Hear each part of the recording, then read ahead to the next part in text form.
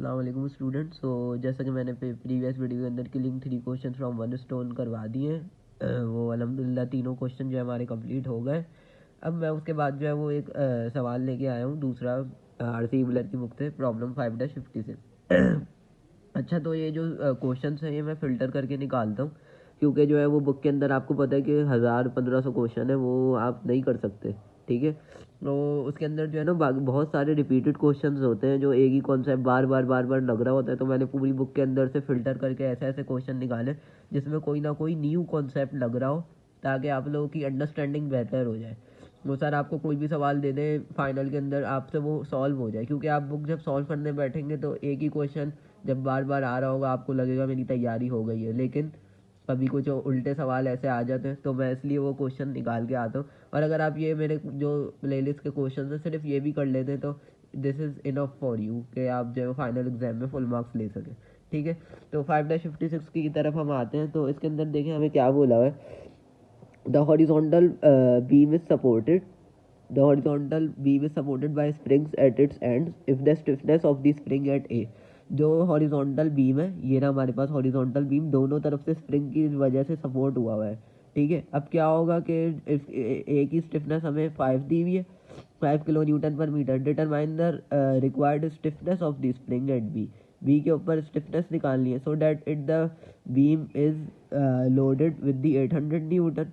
800 newton से load है and it remain in the horizontal position. कि बी के ऊपर कितनी स्प्रिंग फोर्स लगेगी, ये हॉरिजॉन्टल ही रहे, ऐसा ना हो कि ये बैंड हो जाए बी की तरफ या ए की तरफ बैंड हो जाए, हॉरिजॉन्टल ही रहे। कितना स्प्रिंग कांस्टेंट जो है वो स्टिफनेस होनी चाहिए वो हमने फाइंड करनी है, और 800 न्यूटन का लोड हम उसके ऊपर रख रहे हैं बेस के ऊपर, और बीम के ऊपर हम रख रहे हैं 800 न्यूटन। ठीक है, तो spring are originally constructed so that the beam is in the horizontal position when it is unloaded.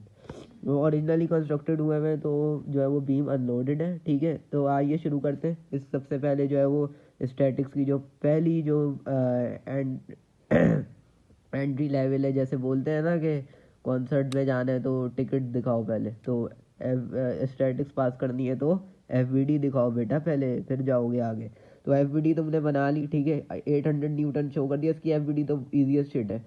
Spring को एक फोर्स अपवर्ड यहाँ से आएगी, बी से एक अपवर्ड यहाँ से आएगी, तो यहाँ से यहाँ तक 2 और यहाँ से यहाँ तक 1, ये पूरा 3 था। देखिए ये पूरा 3 था डिस्टेंस और ये 1 था, तो 3 ये वाला कितना हो जाएगा, 3 में से 1 निकाल लेंगे, 2 आ गया। ठीक है, अब मैं क्या करूँगा, मुझे एफ ए और एफ बी दोनों अननोन है, तो मैं एक अगर मैं मूवमेंट ले लूँ बी के ऊपर तो मुझे एफ ए की वैल्यू मिल जाएगी। एफ ए कितना मूवमेंट बनाएगा, 3 × एफ, और ये कैसी डायरेक्शन है, क्लॉकवाइज डायरेक्शन है, तो ये नेगेटिव का आ जाएगा। ठीक है, तो यही किया हमने, जो है वो नेगेटिव का 3 और 800 × 2। अब ये जो है वो काउंटर क्लॉकवाइज बना रहा है, तो यही देखे मैंने जो है वो इसकी इक्वेशन लिख दी है, माइनस का एफ ए इंटू 3 प्लस का 800 × 2, और एफ ए मेरे पास आ गया 533.33 न्यूटन। अब दूसरी चीज़ क्या हमने फाइंड करनी थी, अब हमने जो है वो एफ ए हमें मिल गया, अब हमें एफ बी फाइंड करना है। अब मुझे एफ बी फाइंड करना है तो मैं मूवमेंट कहाँ लूँगा, ए पे ऊपर लूँगा, क्यों, क्योंकि एफ ए 0 हो जाएगा। एफ बी कितना मोमेंट बनाएगा, ये देखें, ये रहा इसका परपेंडिकुलर डिस्टेंस 3, और मेरा जो है वो पेन की निप देखें देखें किस डायरेक्शन में जा रही है, ये जा रहा है काउंटर क्लॉकवाइज में, तो एफ बी पॉजिटिव इंटू 3 आ गया। ठीक है, 800 न्यूटन किस तरह बनाएगा, ये देखें ये जा रहा है, मेरी डायरेक्शन देखें, ये घड़ी की डायरेक्शन में जा रहा है तो क्लॉकवाइज बनाएगा, और इसका परपेंडिकुलर डिस्टेंस 1 है, तो 800 × 1 नेगेटिव का, तो यहाँ से एफ बी की वैल्यू आ गई। अच्छा जी, अब मुझे एफ बी भी पता चल गया, एफ ए भी पता चल गया। अच्छा, मुझे जो है वो स्प्रिंग कांस्टेंट का फॉर्मूला पता है, एफ इक्वल टू के एक्स। ठीक है, तो अकॉर्डिंग टू हुक्स लॉ मैंने जो है वो एफ इक्वल टू के एक्स लगा दिया। अच्छा, मुझे ए जो ए के ऊपर स्प्रिंग था उसकी स्टिफनेस मुझे गिवन थी सवाल के अंदर, ये देखिए सवाल के अंदर मुझे स्टिफनेस के की गिवन है, ये रही 5 किलो न्यूटन पर मीटर। तो मैं क्या करूँगा, मैंने जो है वो यहाँ पे गिवन थी मुझे, तो क्या किया मैंने, के 5 एक्सपोनेंट 3, 5 किलो था तो एक्सपोनेंट 3 कर दिया। ठीक है, यहाँ से मैं डिस्टेंस निकाल सकता हूँ, क्योंकि मुझे एफ ए भी यहाँ से मुझे मैंने फाइंड कर लिया मूवमेंट निकाल कर, के मुझे पहले से गिवन था, यहाँ से मेरे पास एक्स आ गया 0.106, तो ये हमारे पास जो है वो डिस्टेंस जो हमारे पास डिस्प्लेसमेंट थी स्प्रिंग की वो आ गई ए के ऊपर। अब देखें ए के ऊपर जो चीज़ आई, अब हमें इस जो अब समझने वाली चीज़ है, गौर से ध्यान दीजिएगा, बीम के ऊपर हमने बीम को किस में रखना है, हॉरिजॉन्टल पोजीशन में रखना है। वो हॉरिजॉन्टल पोजीशन में कब रहेगा, जब यहाँ पे भी इक्वल डिस्प्लेसमेंट हो और यहाँ पे भी इक्वल डिस्प्लेसमेंट हो, क्योंकि कहीं पे भी अगर पॉइंट वन का भी फर्क आ जाता है तो वो इस तरफ बेंड हो जाएगा, यानी बीम इस तरफ आ जाएगा, इस तरफ नीचे हो जाएगा और यहाँ से ऊपर हो जाएगा। तो हमें जो है वो दोनों तरफ इक्वल रखेंगे जब ये हॉरिजॉन्टल पोजीशन में रहेगा, वरना ये या तो अगर इसकी डिस्प्लेसमेंट ज़्यादा हो गई तो ये इस तरफ बेंड हो जाएगा, और लेट सपोज अगर इसकी डिस्प्लेसमेंट ज़्यादा हो गई तो इस तरफ बैंड हो जाएगा।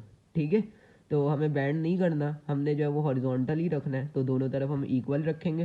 तो ये कॉन्सेप्ट है इसके अंदर, बाकी तो देखें सब कुछ आसान ही था, बस ये कॉन्सेप्ट था। तो हमने क्या किया, एफ बी इक्वल टू के वी एक्स निकाल लिया, के वी अननोन है और एफ बी हमें पता है, एफ बी हम निकाल चुके हैं। तो एक्स बी इक्वल टू 266.6 जो एफ बी था उस ओवर के बी। अब हमने आपको क्या बताया, दोनों को इक्वल रखना होगा, तो according to condition X B और एक्स से क्या हो जाएंगे, इक्वल हो जाएंगे। तो एक्स की वैल्यू हम पहले ही निकाल चुके 0.1067 मीटर। तो ये मेरे पास मैंने एक्स ए की वैल्यू पुट कर दी, और एक्स बी जो था वो मेरे पास इन टर्म्स ऑफ के बी था, तो मैंने ये यहाँ लिख दिया। अब यहाँ से आप के बी इधर ले जाएं, ये नीचे आ जाएगा, डिवाइड होकर हमारे पास के बी की वैल्यू आ गई 2500 न्यूटन पर मीटर और 2.5 किलो न्यूटन पर मीटर। यानी हमने बी की स्टिफनेस फाइंड कर ली, स्प्रिंग बी की स्टिफनेस कितनी आ गई, 2.5 किलो न्यूटन पर मीटर। तो ये था हमारे पास क्वेश्चन के अंदर। So that's all for this question. तो इसके अंदर यही कॉन्सेप्ट था बस कि हमने दोनों की स्टिफनेस को, वो डिस्प्लेसमेंट को इक्वल करके स्टिफनेस निकाल ली बी की। ठीक है, so that's all for this video. I hope कि आप लोगों को समझ आया होगा। Thank you.